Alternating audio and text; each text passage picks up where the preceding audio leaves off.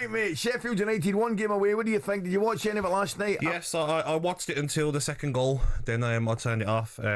Bristol City started the game off bright, had a few half chances, but then Sheffield United got into it, comfortable. Could have scored 4 or 5. It was like a party atmosphere second half as well. I've got to say, the scoreline looks as though the gulf between the sides, or the gap between the sides, was there for a reason, with the points and things like that. I mean, I've got to say they handled that really well, because the first thing I was going to look and see was what kind of reaction would Chris Weller get out of his team after a disappointment of not getting in the top 3.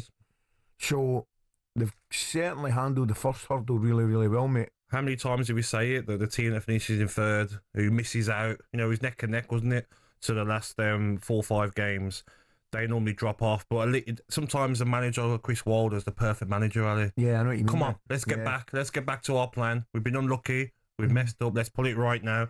And I really think they will win in the final. I think they'll look the better team at this moment. By far. What about who are they playing in the final? So I think I want to back Lampard. So I'm going to go Coventry. To turn it around? Yes, and their form hasn't been great, Sunderland at home, but then Coventry's has not been great away from home. So I think it'll be an end-to-end game tonight. Looking forward to it. Yeah, it's a big game. Massive game. We'll get back to last night. Former West Ham striker Dean Ashton is back in the Blaze to be the team celebrating at Wembley later this month. They're going to take such confidence from this, and also the enjoyment of this home crowd into that game at Wembley, and most importantly, barring injuries in training, pretty much a full quota of their top stars, and that ability to bring on such quality off the bench, which could be crucial at Wembley. The ingredients are there with a top defence also, that they should go on and win it at Wembley and get promoted. What do you think? You ever been involved in this players or anything like that, no? In playoffs? No. No, I wasn't involved. Tell you what though, I love them.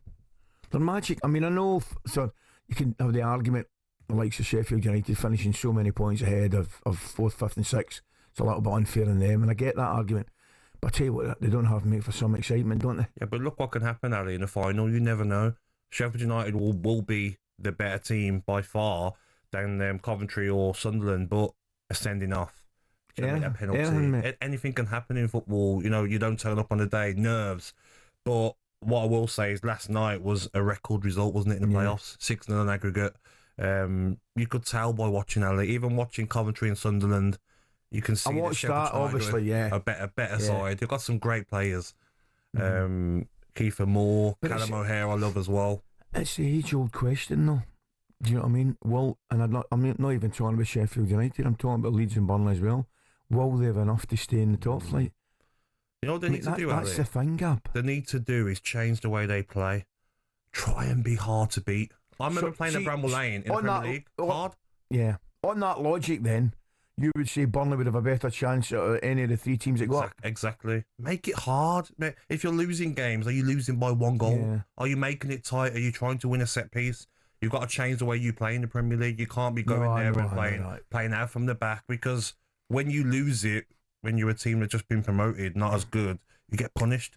In the Championship, you might get away with 1 and 2, but in the Premier League, every time you give it away, it's a goal. Do you know what they should do? Daniel Farke and we Scotty and that, and Chris Weller, they should give Ruben Diaz a call and ask him how he'd like them to play. Ruben will say man for man like Bielsa used to do. And Ruben, to be fair, and Ruben might want the 3 of them to play in a different style. Don't play on your strongest side as well. When they play against Man City, that's a good. Well, look at the atmospheres that they can generate, especially at Ellen Road. It's brilliant. Bramall Lane. I love the 3 of them, mate. Exactly. So I remember playing against Burnley in the Premier League. It was horrible. I loved going to Burnley. It's horrible, windy, rainy, cold. I know, but it's magic, isn't it? Exactly. Make it a throwback. It's like a throwback, isn't it? Make it somewhere in the first 3 or 4 home games of the season that no one wants to come. Yeah, even the top teams are like, oh, we're going to get kicked today. It's going to be tough. It's going to be hard to break them down. Horrible place to go to. talkSPORT Breakfast, waking you up Monday to Friday morning from 6 a.m. on AM, on DAB, via the talkSPORT app and on your smart speaker. talkSPORT.